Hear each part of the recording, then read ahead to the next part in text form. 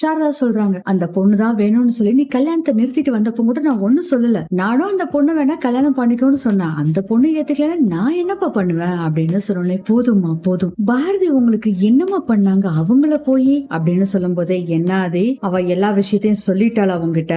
மா பாரதி ஒரு வார்த்தை கூட இத பத்தி என்கிட்ட சொல்லலமா. ஏமா இப்படி பண்ணீங்க? இங்க பாரு, பாரதி மாதிரி ஒரு பொண்ணை என்னால ஏத்துக்க முடியாது. நம்ம அந்தஸ்து என்ன, கௌரவம் என்ன, அதெல்லாம் தூக்கி போட்டுட்டு பாரதி மாதிரி ஒரு பொண்ணை ஏத்துக்க சொல்றேன், என்னால முடியாது. பாரதிக்கு உன்னை கல்யாணம் பண்றதுக்கு என்ன தகுதி இருக்கு? அதனாலதான் அவளை தனியா கூப்பிட்டு வச்சு பேசினேன். அதை புரிஞ்சுக்கிட்டு அவ விலகிட்டா. மா எனக்கு எல்லாமே புரிஞ்சு போச்சுமா, நல்லா பேசுறீங்கம்மா. நீங்க மட்டும் நேர்மையான ஆளா இருந்தா பாரதி கிட்ட பேசாம இந்த விஷயத்த பத்தி என்கிட்ட தானமா பேசிருக்கணும். மா அதை விட்டுட்டு அவங்க கிட்ட போய் பேசிருக்கீங்க. பாவம்மா, வாழ்க்கையில எல்லாத்தையும் தொலைச்சிட்டு நின்னுட்டு இருக்காங்கம்மா. ரொம்ப நல்ல பொண்ணுமா அவங்க. எனக்கு பாரதிய பிடிச்சிருக்குமா. நான் தான் லவ் பண்ணேன். அவங்க இல்லாத வாழ்க்கையை என்னால நினைச்சும் கூட பார்க்க முடியலமா. இப்ப என்ன கூட்டிட்டு போயிட்டா மட்டும் அவ இல்லாத வாழ்க்கையை நான் எப்படி நினைப்பேன்னு எப்படிமா நீங்க நினைச்சு பாத்தீங்க? வேற ஒரு பொண்ணு நான் கல்யாணம் பண்ணிருவேன்னு எப்படி நீங்க நினைச்சு பாத்தீங்க? அது நடக்கவே நடக்காது அப்படின்னு சொன்ன சாரதா, இதுக்கு எல்லாத்துக்கும் காரணம் கேசவன் தான் தெரிஞ்சு போயிருது. துரோகி, ஏன்டா இப்படி பண்ண? நீ சரி, நீ சொன்னதை பத்தி எனக்கு கவலை இல்ல, எனக்கு பாரதி பிடிக்கல, இந்த கல்யாணம் நடக்காது அப்படின்னு சொல்றாங்க. மா அவங்க ஒண்ணும் என்ன காதலிக்கிறேன்னு சொல்ல, நான் தான் அவங்கள விரும்பினேன். அவங்க இல்லாத வாழ்க்கையை என்னால கொஞ்சம் கூட நினைச்சு பார்க்க முடியலமா. அது என் முடிவுல எந்த மாற்றமும் இல்ல. நீ பாரதிய மறந்துரு. பாரதி இனிமேல் உன்னோட லைஃப்ல வரமாட்டா. மா அது எப்படிமா அவ்வளவு சர்வசாதாரணமா சொல்றீங்கம்மா? நான் அவங்க மேல வச்சிருக்க காதல் அவ்வளவு சீக்கிரம் போயிரும் நினைக்கிறீங்களா? நான் எத்தனையோ பொண்ணுகளை பாத்திருக்கேன், பேசிருக்கேன், பழகிருக்கேன். அவங்க கிட்ட எல்லாம் வராத உணர்வு பாரதி கிட்ட வந்ததுமா. பாரதியும் தமிழையும் நான் உயிரா நினைக்கிறேன். எனக்கு நீங்க எவ்வளவு முக்கியமோ அதே மாதிரிதான் பாரதியும் தமிழும் எனக்கு முக்கியம். நீங்க வேணா அவங்கள மிரட்டி பாரதியை எங்கிட்ட இருந்து விலக சொல்லலாம், ஆனா என்ன அவங்க கிட்ட இருந்து நீங்க பிரிக்க முடியாது அப்படின்னு சொல்லும் போது பயங்கர கோபம் வருது சாரதாக்கு. கேசவன் இனிமேல் நம்ம இங்க இருக்க கூடாது அப்படின்னு சொல்லிட்டு வீட்டுக்குள்ள போயிடுறாரு. ஆதி, நீ 1000 காரணம் சொன்னாலும் சரி, இந்த விஷயத்துல பாரதி மாதிரி ஒரு பொண்ணை நான் ஏத்துக்கவே மாட்டேன். நான் ஒண்ணு காதலிக்கு எதிரி இல்ல, ஆனா நீ காதலிக்கிற பொண்ணுக்கு உன்னை காதலிக்கிற தகுதி இல்லைன்னு தான் சொல்றேன். இனிமேல் இத பத்தி பேசி எந்த யூஸும் இல்ல. நாளைக்கு காலையில நம்ம வீட்டுக்கு கிளம்புறோம், இதுல எந்த மாற்றமும் இல்ல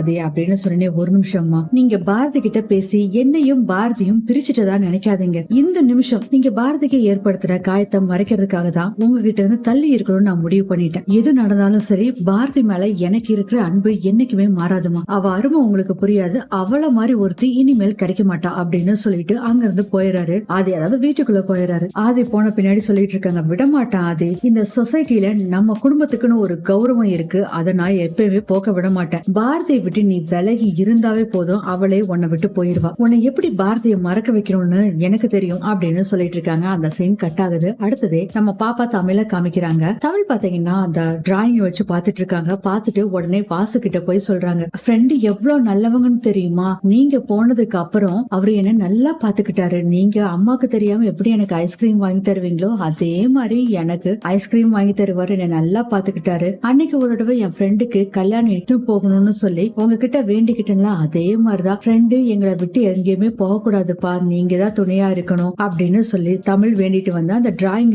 பாத்துக்கிட்டு இருக்காங்க. அந்த சீன் கட் ஆகுது. அடுத்தது ரத்னம் ஏதோ அக்கௌண்ட்ஸ் ஏதோ பாத்துக்கிட்டு இருக்காரு. அப்போ மரகதம் வர்றாங்க.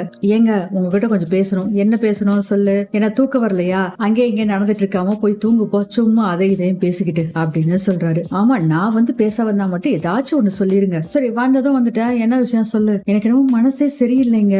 ஏன் கண்டதை போட்டு சும்மா குழப்ப வேண்டியது, அப்புறம் அப்படி இப்படின்னு உளறிட்டு இருக்க வேண்டியது. மனசை போட்டு குழப்பாம போய் படுத்து தூங்கு போ அப்படிங்கிறாரு ரத்னம். இன்னும் இந்த துரை வேற வரல அப்படிங்கிறாங்க. ஆமா, அவன் குடிச்சு போட்டு எங்கேயாச்சும் விழுந்திருப்பான், அவனை பத்தி பேசு அப்படின்னு சொல்லிட்டு எழுந்திருச்சு போயிடுறாங்க. ரத்னம் வர வர இந்த வீட்டுல யாருமே நம்ம சொல் பேச்ச கேக்குறது இல்ல. இந்த துரை பையனுக்கு கல்யாணத்தை பண்ணிடலான்னு பார்த்தா இவருக்கு ஒன்னும் பேச்சே கொடுக்க மாட்டேங்கிறாரு. இந்த பாரதி நடந்துக்கிறது வேற சரியில்லையே அப்படின்னு சொல்லிட்டு இருக்கும் போதே கீழே குமிஞ்சுதான் பேசிட்டு இருக்காங்க. கரெக்டா துரை வர்றாரு. மா என்னாச்சுமா, தரைய பார்த்து பேசிட்டு இருக்கிற?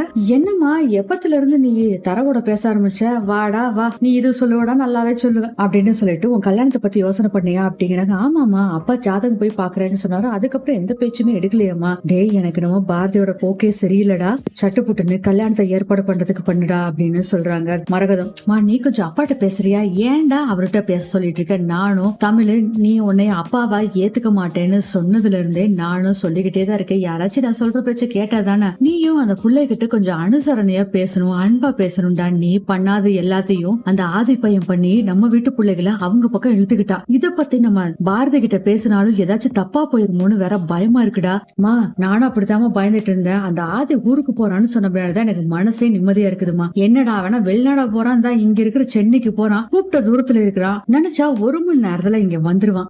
நீ இதுக்கு இடையில பாரதி கிட்ட அன்பா நடந்துக்கலன்னு வச்சுக்கோ, அவன் இடையில வந்தான்னா எல்லாமே போச்சு, அவ்வளவுதான், நீ யோசனை பண்ணிக்கோ அப்படின்னு சொல்றாங்க மரகதம். அடுத்தது நம்ம துரையோட ஃப்ரெண்ட்ஸ் காமிக்கிறாங்க, எல்லாம் சரக்கு அடிச்சிட்டு இருக்காங்க. அப்ப துரை வர்றாரு. என்னடா கல்யாண மாப்பிள்ள இங்க வந்திருக்கிற, நீ என்ன சரக்கெல்லாம் அடிக்க மாட்டேன்னு சொன்ன, இங்க இருக்கிற வந்தா டே முதல்ல ஊத்துடா அப்படின்னு சொல்லிட்டு 2-3 ரவுண்டு போகுது. அதுக்கப்புறம் அழுக ஆரம்பிச்சிடாரு. அந்த ஆதி பையன் எல்லாத்தையுமே கெடுக்கிறான்டா. பெத்த அப்பனே நம்ம வீட்டுல இருக்க பொண்ணவே கல்யாணம் பண்ணி கொடுக்க மாட்டேங்கிறாருடா. இப்ப என்னடானா என் அண்ணன் பொண்ணு தமிழு கூட அவன் பக்கம் தான் நிக்கிறான். அவன் ஊரு விட்டு போயிட்டா எல்லா பிரச்சனையும் தீர்ந்துரும் நினைச்ச மச்சான். ஆனா அவன் உயிரோடு இருக்கிற வரைக்கும் இந்த பிரச்சனை தீரவே தீராது மச்சான் அப்படின்னு சொன்னோடனே, டேடே விட்டுடா நாங்க பாத்துக்கிறோம் அப்படின்னு அவங்க ஃப்ரெண்ட்ஸ் எல்லாம் சொல்றாங்க. இந்த பிரச்சனைக்கு ஒரு முடிவு வரும்டா. பாரதி எனக்கு மட்டும்தான், இந்த ஆதி பயலுக்கு ஒரு வழி பண்ணாத இந்த பிரச்சனைக்கு ஒரு முடிவு வரும்டா. நீ எதுக்கு ஃபீல் பண்ணிட்டு இருக்க தோரா, அவன் தான் ஊரை விட்டு போறான்ல அப்படின்னு ஒரு ஃப்ரெண்டு சொன்னோன்னே, அவன் ஊரை விட்டு மட்டும் போனா பத்தாதடா, அவன் இந்த உலகத்தை விட்டு போகணும், அப்பதான் இந்த பிரச்சனைக்கு ஒரு தீர்வு வரும்டா. என்னை அடிச்சதுக்கு, எங்க வீட்டு பொண்ணை பார்த்ததுக்கு எல்லாத்தையும் சேர்த்து மொத்தமா அவனை காலி பண்ணும். அப்போ இன்னொரு ஃப்ரெண்டு சொல்றாரு, தோரா நல்லா யோசிச்சுக்கோ,